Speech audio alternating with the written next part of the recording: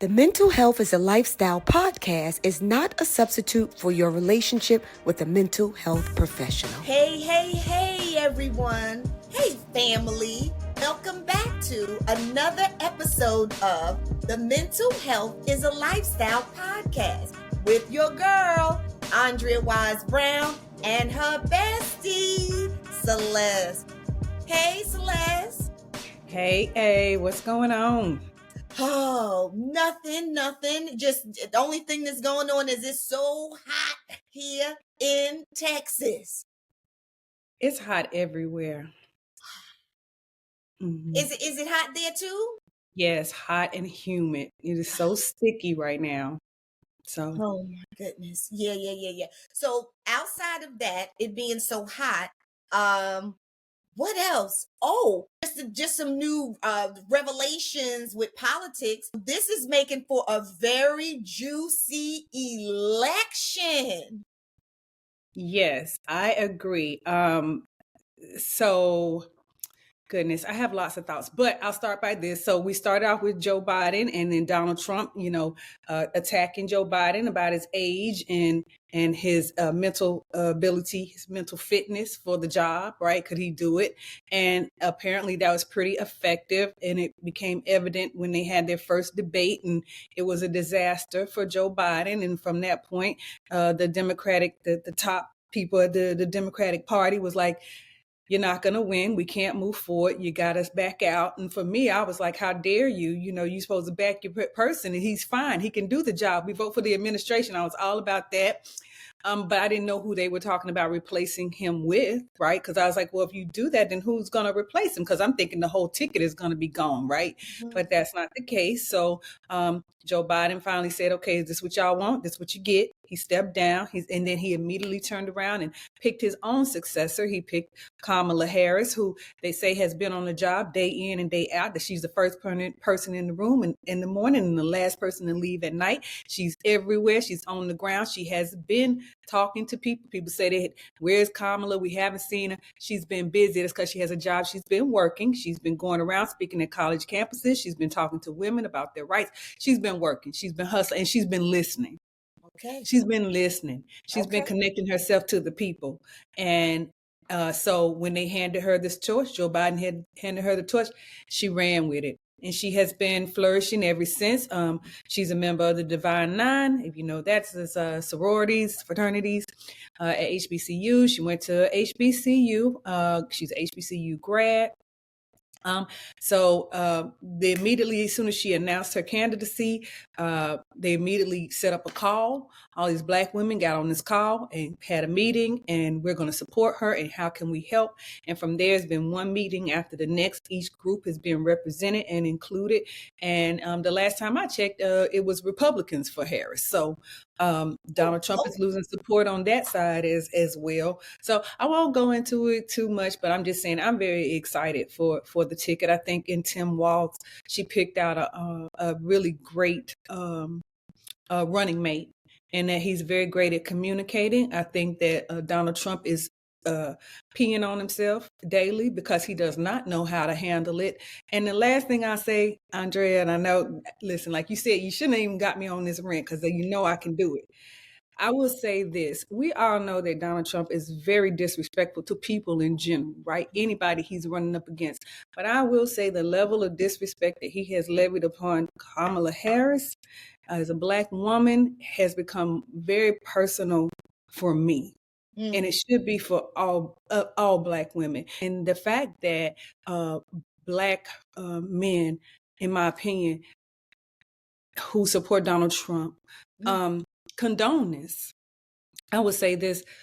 It doesn't matter if you agree with her policies or not, or her politics. You can be a Republican all you want.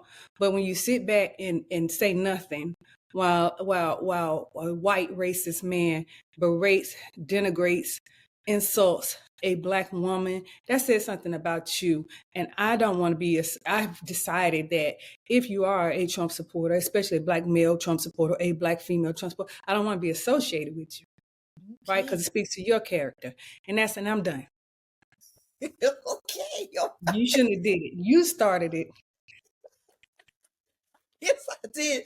I guess I did. Okay, friend. All right. So we know where you stand. I get it. You didn't see all that coming, now did you? What? Did you say election? Well, let me tell you how I feel. Girl, I was like, old girl's sister.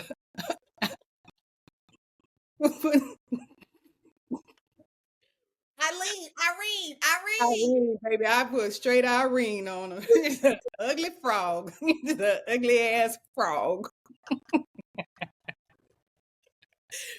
Oh gosh. Okay, so at some point we gonna have to talk politics, friend. And that means I'm gonna have to follow it more closely because I do not follow it as closely as you do. Listen, don't even waste your energy on it. Let me get mad. You just stay out of it. You got enough on your plate. You just show up to vote. That's all I want you to do. That's all. Let's not go here again. Just leave it here. All right. All right. Let's talk about our next show. What are we covering? Okay, so today we are covering Love is Blind UK. Okay, Love is Blind UK. So now, best friend, you got me watching it. And this is on Netflix, family. And what we do here on this mental health is a lifestyle podcast as we break down everything that affects your mental health. And this right here section is relationships with my bestie. I just felt like it was a different twist on relationships. Instead of me just sitting up here in front of a microphone talking about relationships, let's take some real life relationships and then let's break them down. So that is what we do here. So now we are on Love is Blind UK. All right. So the first 4 episodes are out. And we're going to kind of just talk about and introduce these couples and the ones that are of interest to us, right? Yes. So first I want to do a little backstory on Love is Blind, period, right? So Love is Blind is a show that kind of took off. I think we're in season 4, or we just did season 4 or 5 here in the US.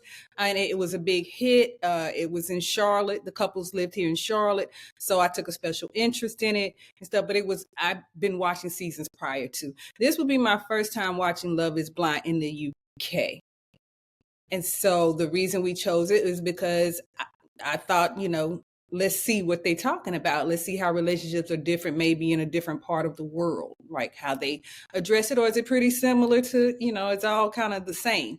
So, so the first 4 episodes are out. Oh, the premise of the show. So if you don't watch Love is Blind, it's a group of strangers, about 20 women, I guess 20 men, and they put them in pods, and you date each other, but you date each other, you don't see each other. And so for Love is Blind UK, they have put in the instruction that you cannot give any information about how you look. You can't give any physical thing. I think because in the previous episode, somebody had alluded to looking to like somebody, and when she came out the pod, she did not. So I think going forward, they say, hey, you cannot give any description of yourself any way, shape, or form. So anyway, so they put them in the pods, and you have to build a connection based on your conversation. And so that's what it is. And of course, it begs the question, once they get out of the pods, they have to meet. They go on this little, a honeymoon where it's just, them and the other couples that have hooked up or matched up or are engaged at this point, and they do a vacation, and then from there they go to living with each other, and then from there, after a certain amount of weeks, they have to make a decision at the altar whether or not they're gonna say I do or not. Okay. Okay, that was good. Okay, they're gonna say whether they are going to stay together or not, like a real wedding, right? So this is supposedly leading up to their wedding. So from meeting each other, then becoming engaged, and then living together to get into their wedding. All right. So y'all, Ayana pulled me into this the last season, and I did not think I was gonna like it. I was so uninterested. But about after the 4th show that came on, she had me plugged in, and I finished and I watched it, and I thought it was so interesting because the people really do fall for each other. And I don't necessarily know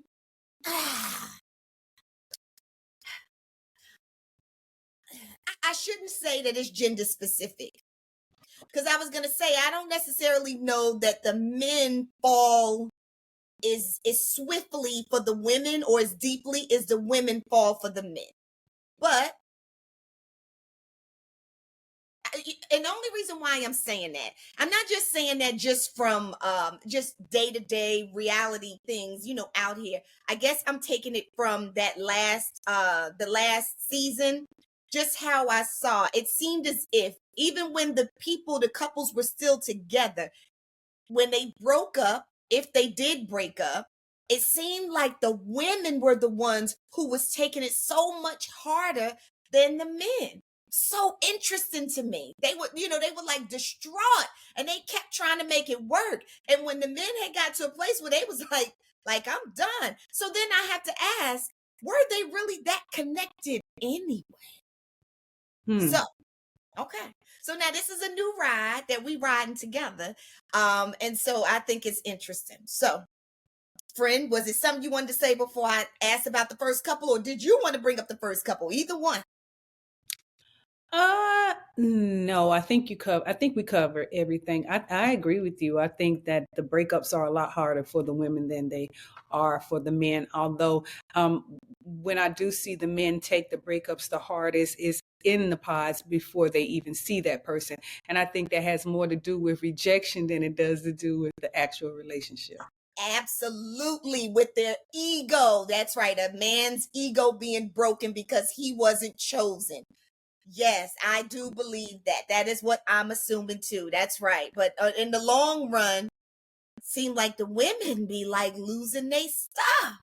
Yeah, I think that a lot of women go into the pods with the idea of marrying someone and starting a family, and they have that on their mind, and that is what they want at whatever cost it takes. I got to get across that finish line. He's got to say I do to me, or I'm a complete failure. And I also think a lot of people show up there with a lot of insecurities, and they bring them right into the pods, and so it just, of course, when you get rejection is rejection, right? So even if it's, you know, midway through the relationship or at the altar, whether y'all fight every day and it's just not going well or not, it doesn't matter. It's like, but you got to say I do.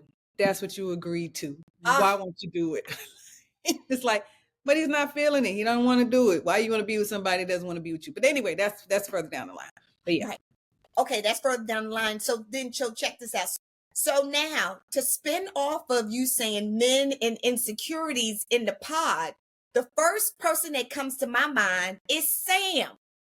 So when I see Sam is so insecure. So I'm not sure how old Sam is, but what I do know is that Sam already talked about, he already had a nose job. He said he wants to get married. He said he goes to the gym all the time. He's like super obsessed, he said, with his body. He said he's desperate. He said the words, I'm desperate and I just want a woman to give me a chance. Why won't they just give me a chance? Yes. This is in the first 3 episodes. He's speaking about how desperate, really the first 2 episodes, how desperate he is. Yes. Yeah. So that Sam, he wants to be wanted so bad. And I am assuming he has had many failed relationships. And now he's in this place where he wants Nicole really badly. But he wants Nicole badly because he already got tossed to the side with the first woman that he was trying to date.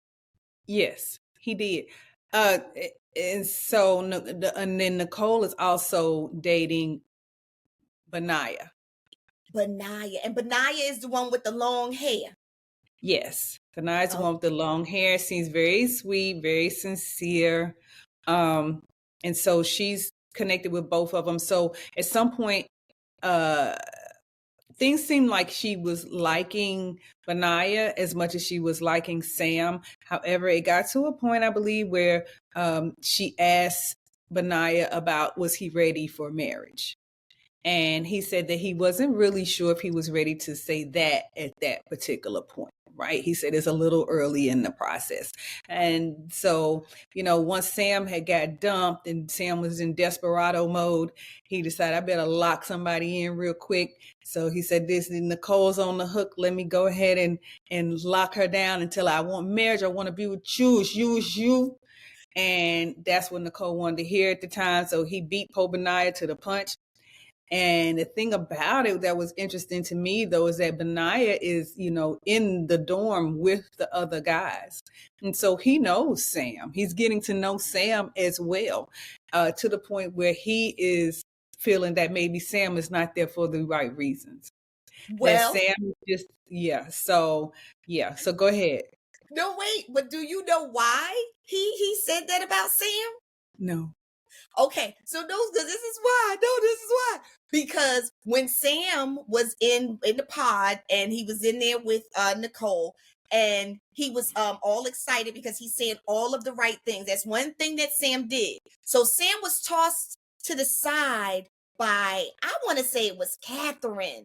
I think you're right, because Catherine said she was afraid. She said, I'm getting afraid because you're saying all the right things. Exactly. And so he was being very superficial. And then when she would say things like that, he was like, oh, like he was taking it like it was like a game, like he was playing sports and he just didn't get the ball over the fence, but not like he was actually grounded and that he wanted to make a connection. He just wanted to win because all his life he was losing.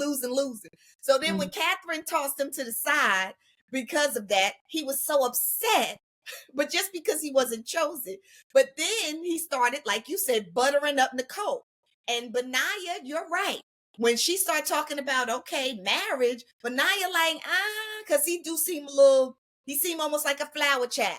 Like, I'm not really feeling it, which was more honest, right? I'm not feeling it right now. Right? It seems too soon, which to me is more appropriate. It really is. And she said, that don't sound right, right? And this is what a lot of women do.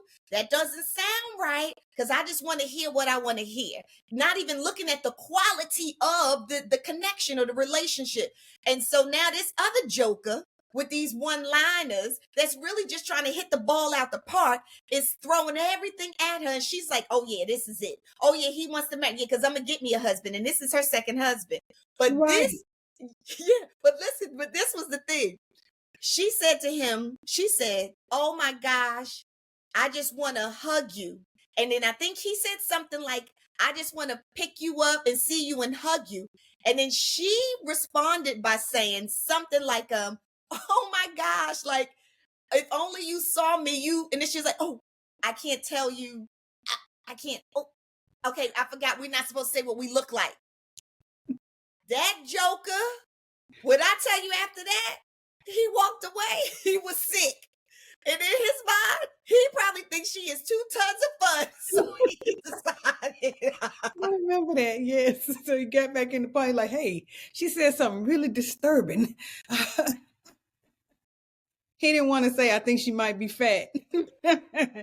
But I think she might be, had mistakenly told me that she was fat. So you're saying that's what Benaiah heard him say, and that's what made Benaiah apprehensive, like, I think he's here for the wrong reasons? That's exactly what happened. Benaiah saw him pull 2 guys to the side and was like, I'm having a problem.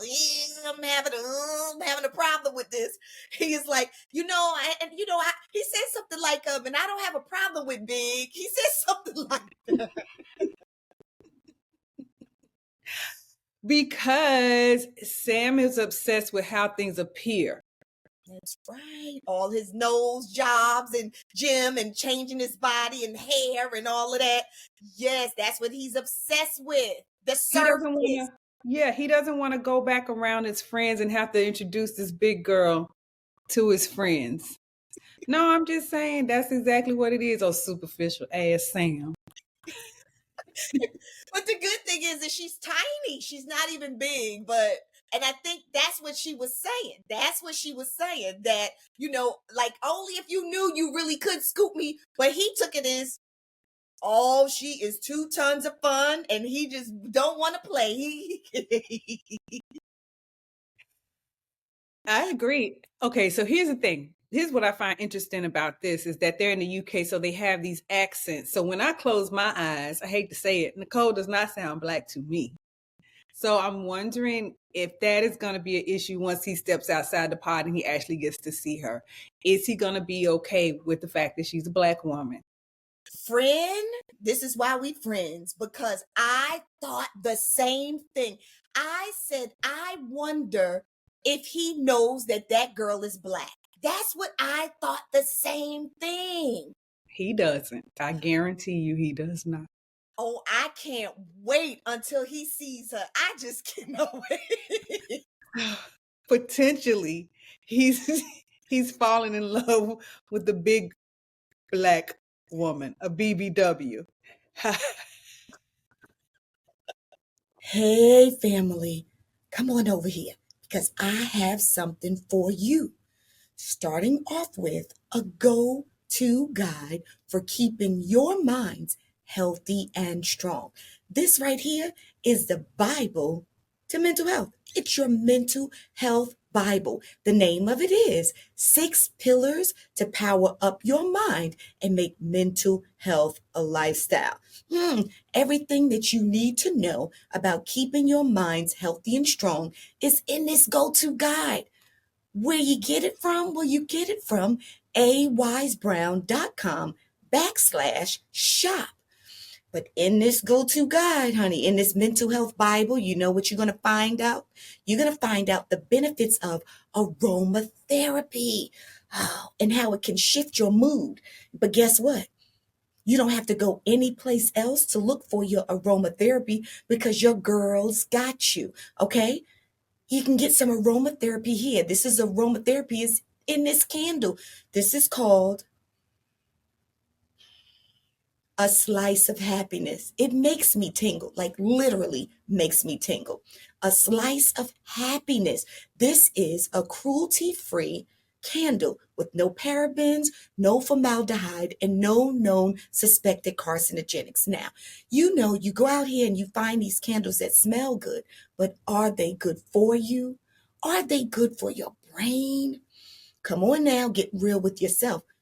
Well, this one smells delicious and it's good for you. Made with essential oils. It's a soy candle. Amazing. You can burn it or you can just walk by and smell it. Lord have mercy, it's so good. Okay, so that's your candle, your aromatherapy, which raises the dopamine in your brain. That's your natural feel good. Neurotransmitters in your brain. All right, y'all. And I'm a part of you. You're a part of me. We are a family. We got hoodies now, and these are unisex hoodies, and they wear well, they wash well, and they feel so good. So you can wear them over your clothes, you know what I'm saying, and look dope, or you can wear them as your clothes with nothing under them, which I like to do often. And when you travel everywhere, I mean, every time I wear them, I'm moving around. People are always asking me whether I'm traveling, going to the supermarket. What's that? Who's that? And I'm like, mental health is a lifestyle. Because see, this is on the back. Okay, they come in white and they come in black. I'm like, join the family. Mental Health is a Lifestyle podcast. So there you go, family. Don't you ever say that I ain't give you nothing. You get all of these things from awisebrown.com/shop. All right, I got your goods. I got you. You don't have to go anyplace else. I'll see you on the other side. And I ain't saying nothing bad against BBWs, okay? No. We ain't saying nothing bad against BB. I'm a BBW, so we're not saying anything. What you say? Yeah, you are. Well, You're a who beautiful told you? black woman.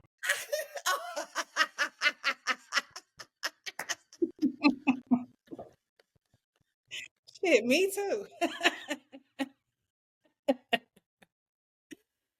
Woo!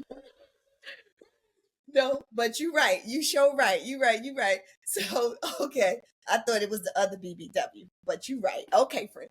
All right. So, yes. So I'm so excited to see what's gonna happen with Sam and Nicole when they actually see each other. Because, honey, she has him. He has her. Hook, line, and sink. No, what is it? Hook, Hook, line, line, and sinker. and Sinker. sinker. Okay, I ain't never been fishing before, so hook, line, and sinker. Yes. So yeah. Okay, so what's another couple? Tell us what's another couple. Right. So we also get introduced to Ollie. Right. Ollie is a tall black man, light skinned, conventionally handsome, right? Uh-huh. Uh-huh. Man. And he is dating Catherine Mm-hmm. And and Demi. All right. So, how do you feel about this connection? Let me see okay, how what you think, and I'm gonna tell you what I think.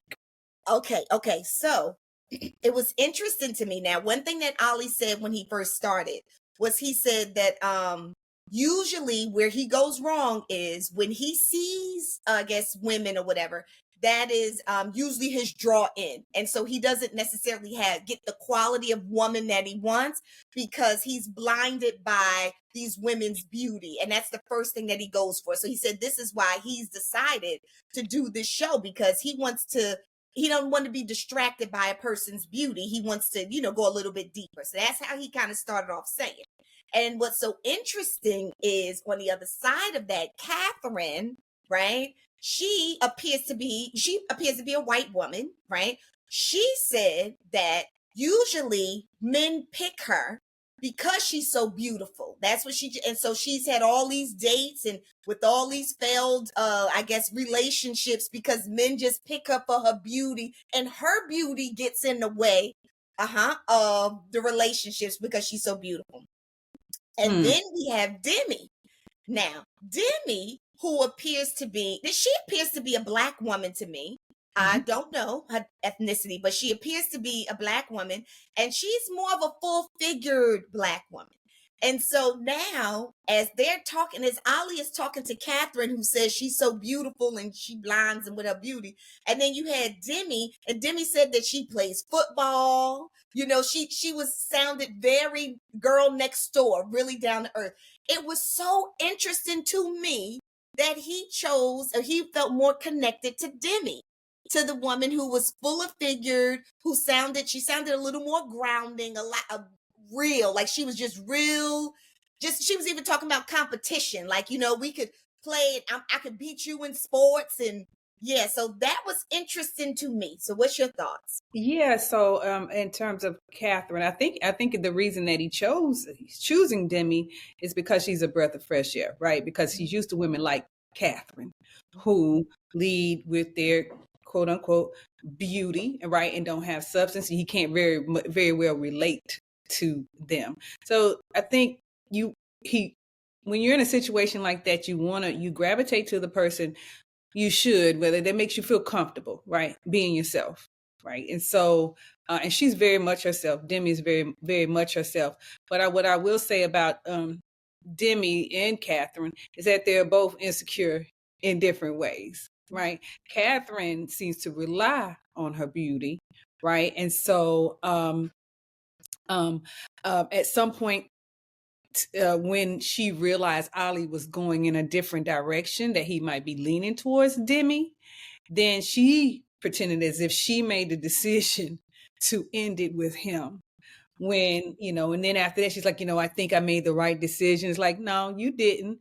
You weren't even, he wasn't leaning your way anyway.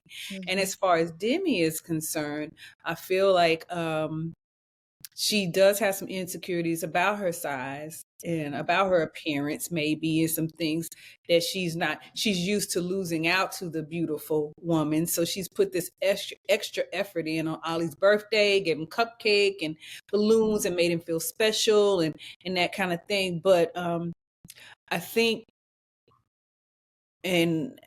she's going to have to be reassured a lot through the season in order for this to work. I think we might have an issue with that she's going to have to constantly be validated by him.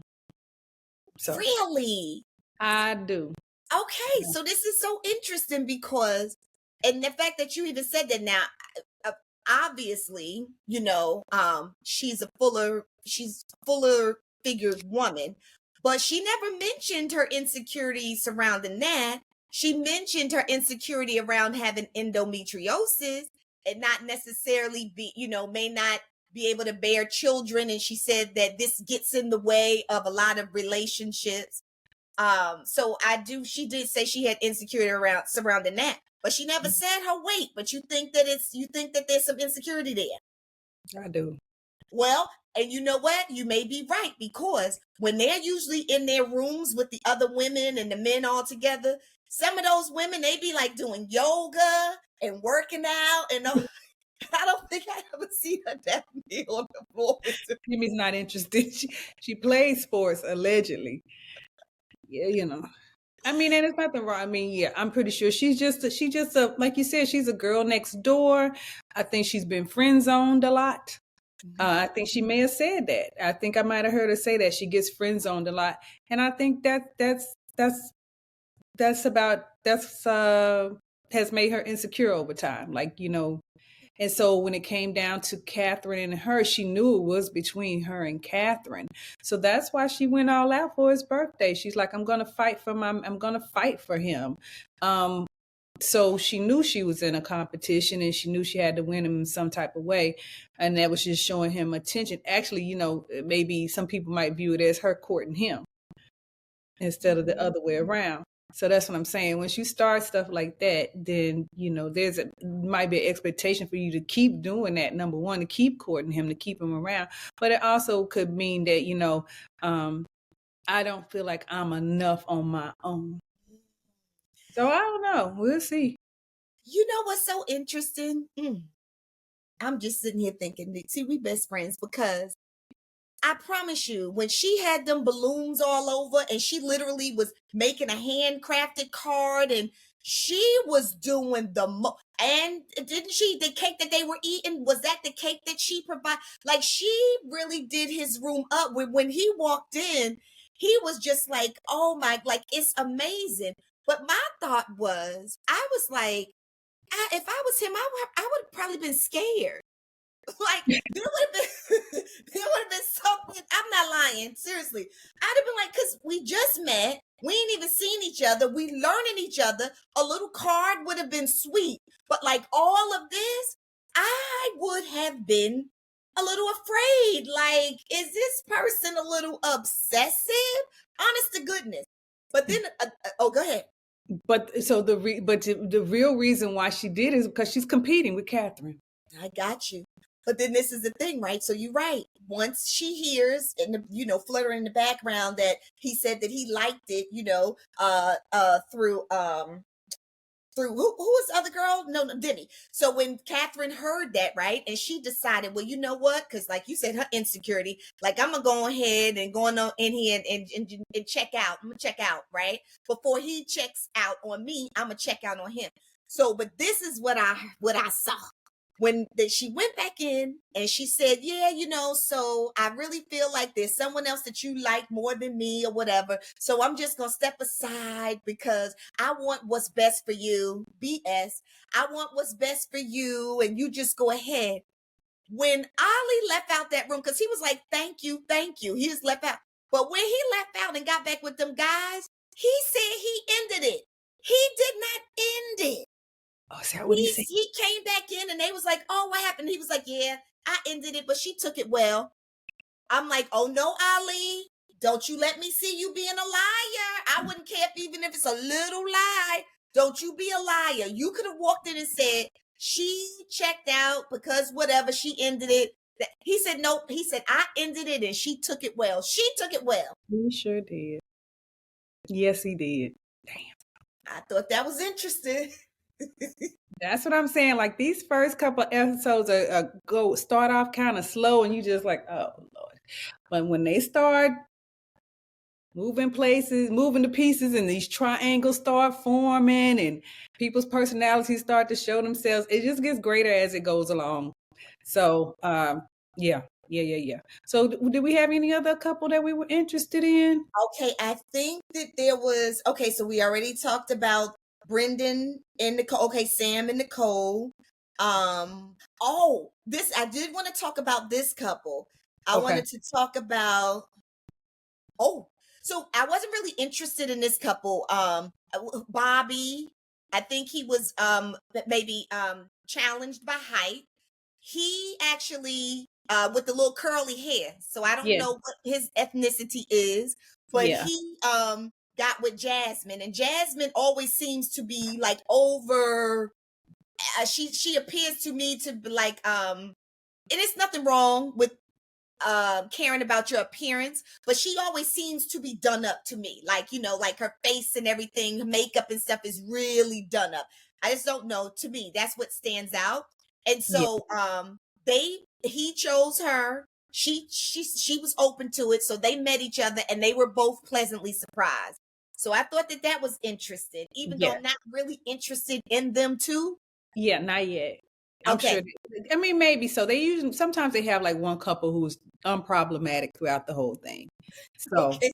yeah. So I'm with you with Bobby and Jasmine. I was like, okay, cool, y'all fine. Okay, let's go. We'll see y'all at the honeymoon or when y'all go on vacation. We'll see y'all there. The other couples were Natasha and Tom Mm. and another chick. I don't even know who that is. So was I even So interested? I want to say it's Maria. Maria. So Okay. Maria's a pretty girl. So Yes. I don't know I don't know what Tom does. This is one of the ones that didn't really catch my eye. However, it was a bit of a triangle to begin, at some point. It was Tom and Tom like Natasha. Natasha was the blonde-headed girl. She and Demi were close. You would see them talking a lot. And then you got Maria. Maria is a dark-haired, really pretty woman. You can tell she's got a figure. And Tom is trying to decide on them based on the sexual energy. Yes. Now that's what I remember. That all I can remember was this guy kept talking about, "Ooh, this person sounds sexual," or "This person sounds sex." Like he just keeps talking about sex, sex, sex. Absolutely. Yeah. Yeah. He keeps talking about how they have a physical connection. He done had a dream about her and he's holding her and rubbing her on her parts of her body and all this kind of stuff. I mean, but has great conversation with the other chick, but this sexual connection is just something he just can't let go of. And so in the last episode I finished, he was telling Natasha like, hey, yeah, I feel like he put her in the friend zone. So he didn't feel any more sexual energy with her anymore. He didn't feel any sexual energy with her because it's all for Maria. So he just couldn't see how they were going to connect sexually. And Natasha's like, but we've had such great conversations. I feel like, she's like, I like you so much. And he's like, yeah, I like you too. But Maria's probably gonna do something strange for some change. I don't know. I don't know. What I'm saying is he's feeling it. And so, that's important to men. It is. I mean, we can be the best of pals, but if I don't want to have sex with you. No, listen, I get it. I mean, I think that's so true for I think that's so true for men, but I think it's true for women too, right? We Oh, can be the best of absolutely. pals, but Absolutely. Yeah. Once you friend zone a dude, this is done. Like, you just like, you said what? Like, ew, don't touch me. Like, what made you think we're just friends? It was I think it was Steve Harvey. He said, no dude is, holding conversations with you and spending time with you just to be your friend. It's like, so forget. Yeah. So anyway. okay. But this is the thing, right? This is what I want to know. How do you know that you have sexual energy with somebody when you haven't even seen them? You haven't seen their body. You haven't even really exchanged energy. So he must do a lot of phone sex, allegedly. Like he must do some kind of phone sex or something, because how do you know? Like, how can you just feel through? And then he does a lot of imagine all these dreams. He must do a lot of phone sex or something. I just don't know. How would you know if you have sexual energy if you've never even seen a person's body or anything? I don't know. It makes me question whether or not somebody started this conversation about sex while they were in the pods, right? Hmm. So I don't know. I haven't seen it. I feel bad for Natasha, but yeah, she's not really losing out on much. if that's She- his criteria, right? So That's right. yeah. So Yeah, good for mhm, Natasha. So the last couple that I want to talk about, and mhm. then I want to see where these couples go, was Steven and Sabrina. So they were the couple. Okay, so this is when it first started. This was in one. So Steven, like, yeah, so he owns a gym and he was really emotionally aware. He said he's very emotionally aware. And I want to say, oh yeah, he said he meditates. And then Sabrina said, oh my God, I meditate too. And then he was talking about how he lost his father. Like, he just really came in, like, sharing his story, very vulnerable. And then she was a marketer. Sabrina was a marketer, but she was really talking about how she lost her grandmother. And so they were connecting on loss and all of those things. And so they both felt like, oh my gosh. Now, for me, as I'm assessing them, she seemed like she was a little more logical, right? She didn't seem very in tuned with her heart. She seemed like she was more connected with her head. Excuse me. He appeared to me to be more in tuned with his heart. Like, it was about his heart. Like, everything that he said was very emotional, right? Everything that he talked about, his loss and his parents' divorce when he was 16, and it really rocked his world. Like, he just came in with that. And she was like, yeah, okay, and she would talk about, her trauma too. But it was different. And it wasn't until she said that she didn't know that she was open to having a baby. Yep. That joker cut that thing off. Yes, he did. He wants to be a dad. He wants to be a dad. He lost his father. He wants to be a dad. That means something to him. He said he could not wrap his head around it. She left, came back because, see, I think she's a marketer, right? So she was trying to figure out what's the right words to say. So when she saw that he got quiet, when she said, I don't really know if I really want to have kids, and he was like, she left, talked to her friends. Honey, she came back and said, I mean, I would do it even if it was IVF. I could see one. Like, she start changing her game. He was like, deuces. Yeah. Yeah. But I like it. I like it. I'm so happy that he heard that. For him, that was a red flag, right? I can respectfully bow out. I don't Yeah. want to have to be convincing you to do nothing That's that you right. already said you ain't into, and this is something I value. So Yeah. it It's a felt good. non-negotiable. It's a non-negotiable for him. And that's that. And he's sticking to it. And I think men are a lot better at sticking to non-negotiables than women are, right? Isn't that So something? yeah. The last couple I told you about, Maria, the one that he has this sexual connection with, Yes. Tom. Did you hear when she said, I don't know if you remember this, Maria, the one he has a sexual connection set with, wants to be a housewife. I did. She don't want to work.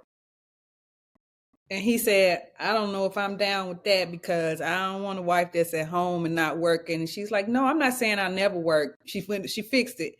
I'm not saying I'll never work, but what I'm saying, when I do start having children, I want to be home with the kids. He said, yeah, I'd like to be home with the kids too, but we have to work. So let me just say that. So that's very important because that is a serious thing.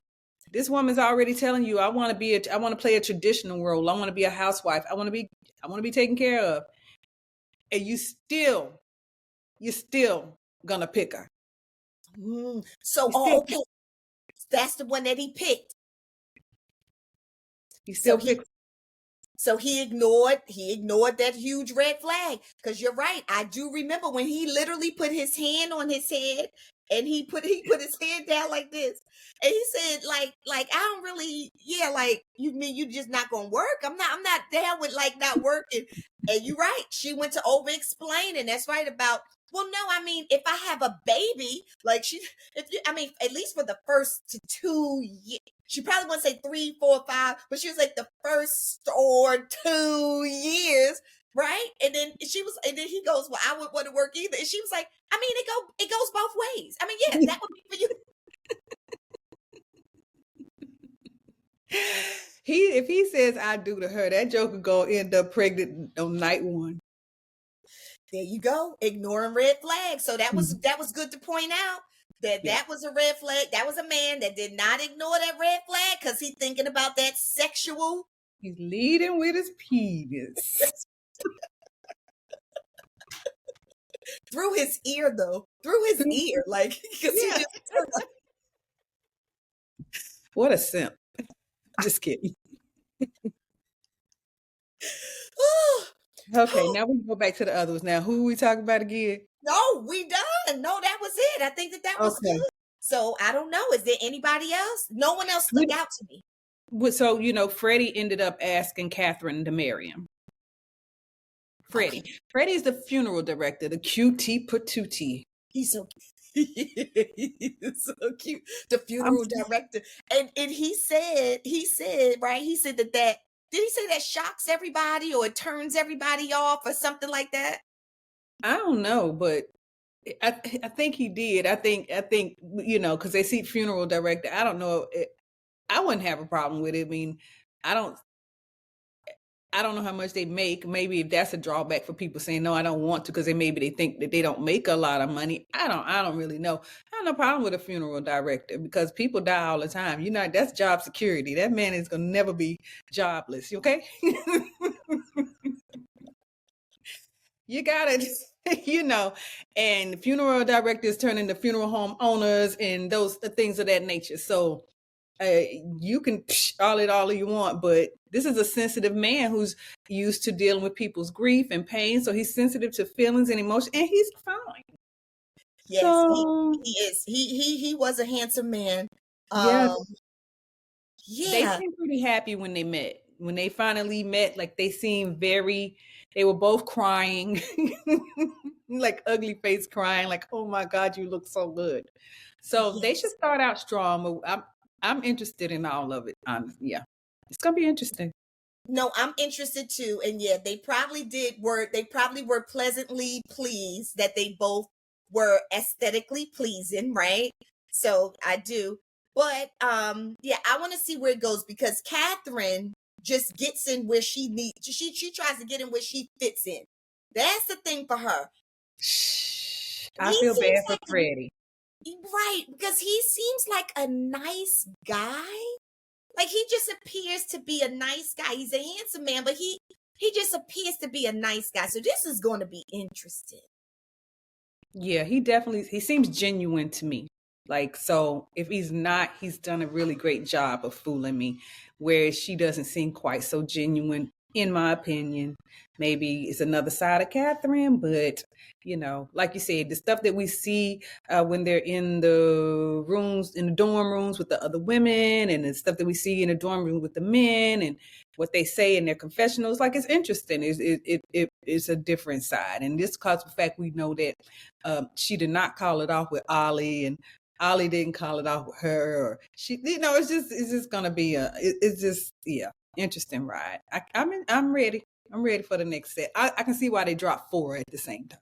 Mm-hmm. Oh, right. That's right. I can see why usually do they not do that usually? I think they always do the first 4 because they want to get you invested in the couples. Okay. All right, family. So y'all catch up. It's on Netflix and it is Love is Blind UK. I just have one more question, C. Yes. How long are they in these pods before? That's what I wanted to know. Do we know that before they get down and ask the other person to marry them? Because it seems pretty quickly. Well, I guess by the 3rd episode. So I don't know how long they're in the pods. I do know that they're in the pods all day and all night. They keep them dating. They keep them dating the whole time. Like it is go, go, go, go, go. So I'm not sure exactly if that's a week. I'm really not sure as far as filming is concerned. I just know they have to, they force those people. That's what I heard. They make those people. It's not like you get up in the morning and you got a date. Now the dates are all throughout the night. Okay, and this is my last question. I thought that was it, but this was my last question. So when they go back to those rooms, I see other people. So there are other men. I don't see I don't see them dating anybody, and I see other women. Right, because they're not connecting with anybody. Oh, got it. Okay. So like I said, I want to say they might be as many as 20 and on 20 men and 20 women. I'm not really sure, maybe 15. I don't know.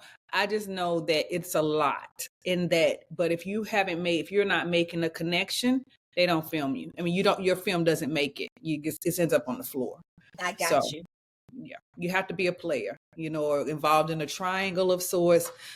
So if not, you just see yourself walking around in the background. Right. That's all I keep saying. You're a non-motherfucking fact.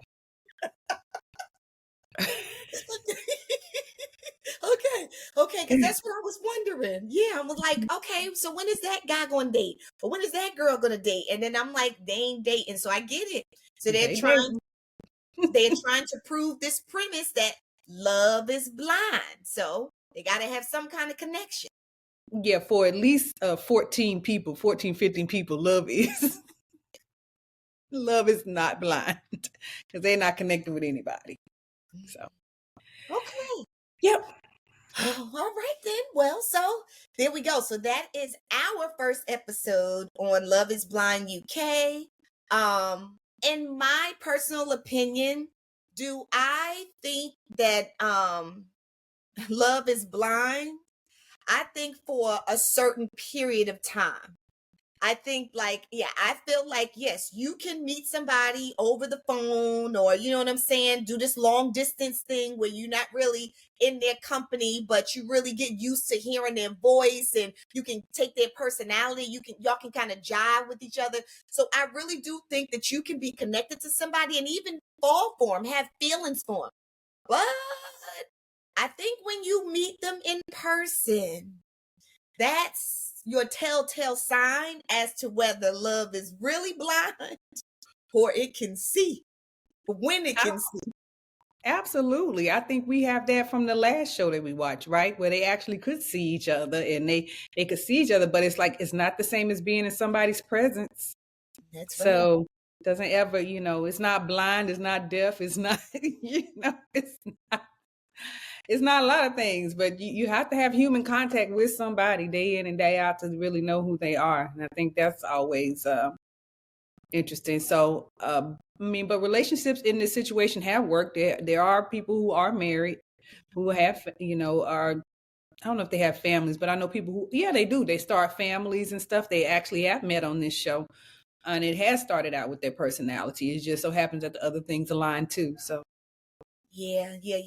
And I think when I watched the reunion on the last one, they did have about 4 or 5 couples who have stood the test of time. They're married and they're having babies and all of that. However, it didn't highlight all of the other couples who got together and it failed, right? But the reality is even if it was 3 couples, right, it did work for somebody.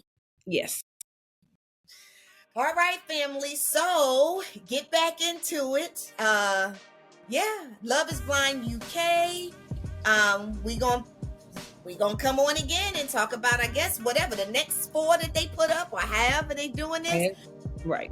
Okay, we're gonna follow this story along. This is a therapist and her bestie just having real talk here, real talk. And we will see you guys on the next episode of the Mental Health is a Lifestyle podcast with your girl, Andrea Wise-Brown. You want me to say something? Bye. You can, yes. See you later. So click this little link right here, family, and make sure that you subscribe to the podcast and then click this bell so that you know when the next episode is up.